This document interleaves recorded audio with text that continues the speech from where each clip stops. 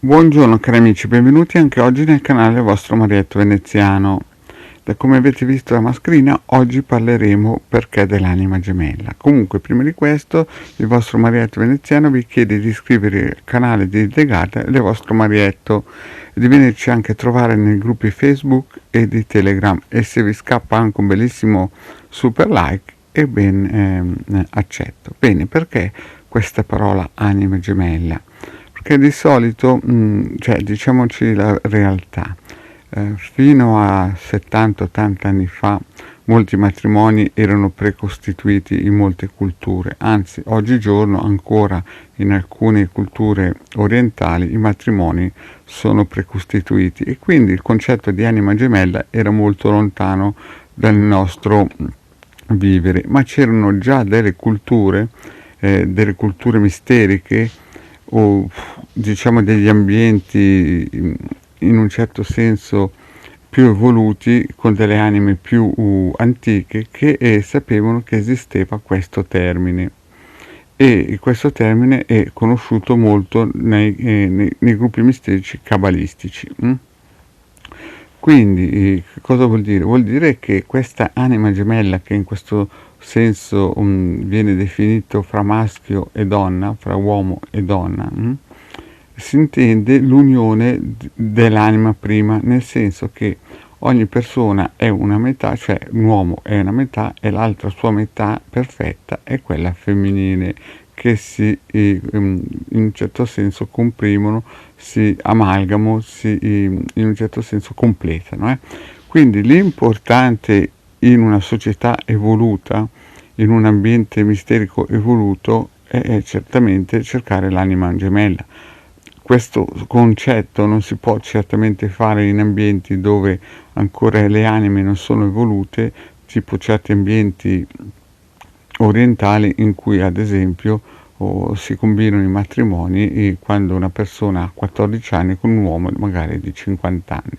Chiaramente in quegli ambienti ancora patriarcali, dove chiaramente si cerca di dare un futuro ai propri figli, se uno nasce povero, chiaramente questo ricerca dell'anima gemella era un pochettino abbandonata proprio perché le anime non erano ancora pronte.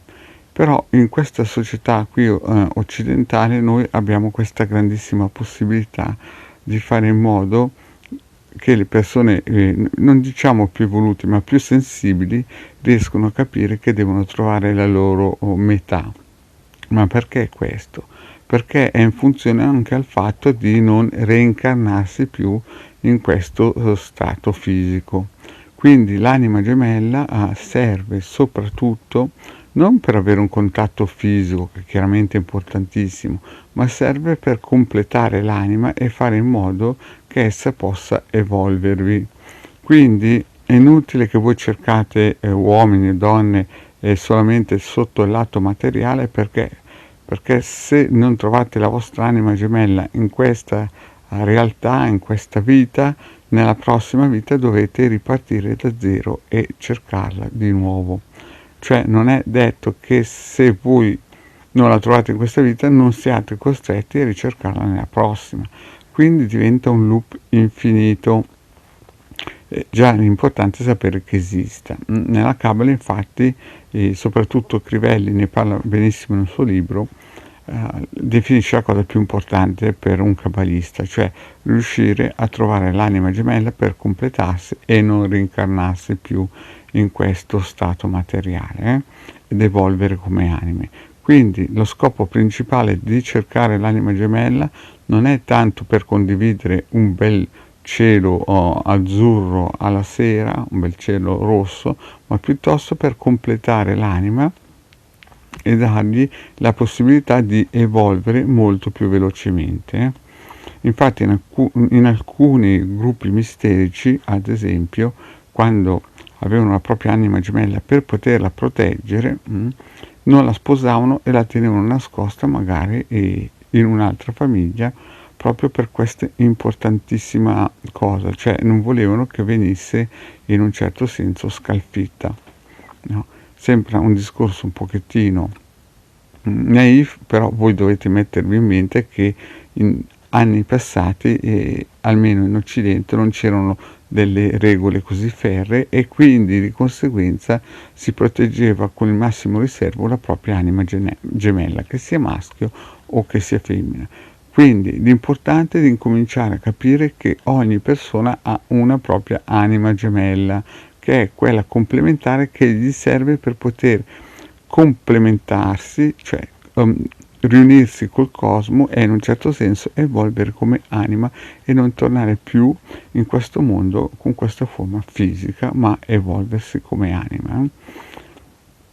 E questo quindi, quando si trova la propria anima gemella, chiaramente rende più facile anche il compito di entrare nel mondo nuovo, nel mondo a venire, quelli che tutti chiamano oggigiorno come New Age quinta dimensione, ma che nella realtà, come vi ho già spiegato in altre pillole, questa quinta dimensione è sempre esistita e i cabalisti lo sanno benissimo. Poi una cosa importante da capire, che è vero che o uomo o donna cercano un compagno per la propria vita, ma è importante principalmente fare dei riti operativi per fare in modo che le forze planetarie ci aiutino non a trovare un compagno che ci paghi il viaggio, le vacanze o che ci renda dipendenti da lui, ma cercare l'anima gemella. Questo è molto importante, cari amici, mettetevelo bene in testa, che la cosa più importante su questa dimensione è cercare l'anima gemella per completare la nostra anima e uscire da questo loop infinito. Bene, cari amici, questa è piccola pillola per il momento.